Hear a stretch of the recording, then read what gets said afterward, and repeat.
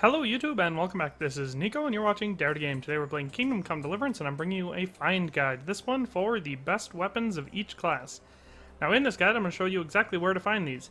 If the only places to find them is a treasure hunt, I will show you that, but otherwise I will not. I'm going to be trying to find these either on someone or in a store in the game. Now we're starting in Rete and that's because this is where you get most of them. Like almost all of the weapons can be bought or stolen right here in Rete. So we're going to start off over at the sword shop, which is where almost all of these weapons are going to be found. And we're going to start off with axes. So let's just pop in here and see if we can get our axes. Okay, so we're going to start out with the two best axes in the game, which are the metal plated axes. As you can see, there's two variants, one with a spike on top, which makes it slightly better for stabbing, and the other one without one, but that one has a damage of 45, while as where the spike one has 42. They can be bought for 2.8 thousand and 3.1 thousand respectively. So now let's move on to maces, which can also be bought here. The Bailiff's Mace and the Ceremonial Mace being the two best.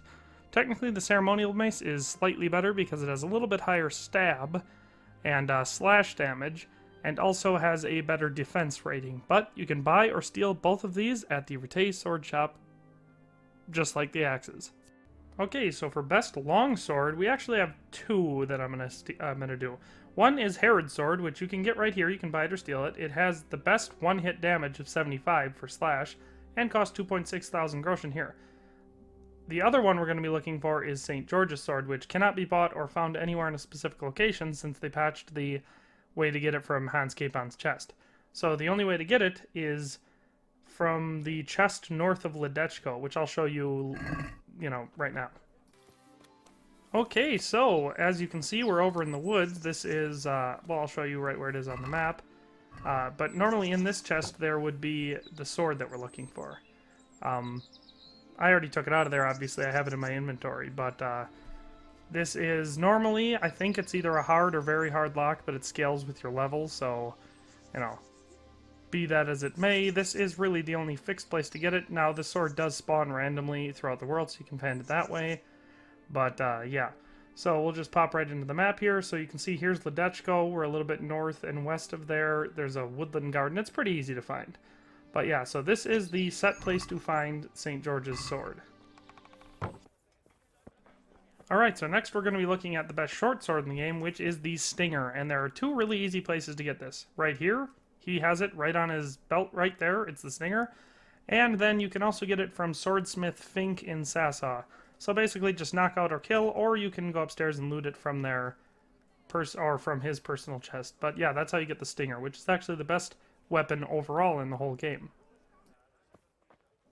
Just in case you're one of the 10 people in the game that actually likes the hunting sword, the Noble's hunting sword is the best one in the game, and you can buy it or steal it right here at the Rete sword shop. So if you want that one, it's here. Okay, so lastly, we're going to be looking at arguably the most important weapons in the game, or at least in my opinion, and that is the bow and arrows.